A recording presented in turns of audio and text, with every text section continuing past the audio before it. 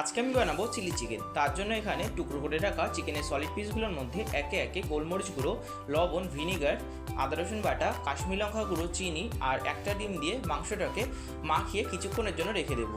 কিছুক্ষণ পরে আবারও কর্নফ্লাওয়ার আর ময়দা দিয়ে মাংসটাকে ভালো করে মাখিয়ে নিয়ে গরম রিফাইন তেলের মধ্যে চিকেনের পিসগুলোকে গোল্ডেন ব্রাউন করে ভেজে নিতে হবে। সবকটা পিস যখন ভালো করে ভাজা হয়ে যাবে, তারপর অল্প করে তেল কমিয়ে রেখে তার মধ্যে আদা কুচি, রসুন কুচি আর কাঁচা লঙ্কা কুচি দিয়ে ভালো করে ভেজে নিয়ে টুকরো করে রাখা ক্যাপসিকাম আর পেঁয়াজ দিয়ে হালকা শ্যালো ফ্রাই করে নিতে হবে। এবার tomato sauce, soya sauce, chilli sauce, vinegar দিয়ে তার সাথে স্বাদ অনুযায়ী লবণ, চিনি আর ঝালের জন্য গোলমরিচ গুঁড়ো দিয়ে ভালো করে ভাজার পর চিকেনের পিসগুলোকে দিয়ে তার মধ্যে কর্নফ্লাওয়ারের জলটা দিয়ে দিতে হবে। এবার গ্রেভিটা যখন ঘন হয়ে আসবে, উপর থেকে স্প্রিং অনিয়ন আর সাদা তিল ছড়িয়ে নামালেই তৈরি হয়ে যাবে চিলি চিকেন।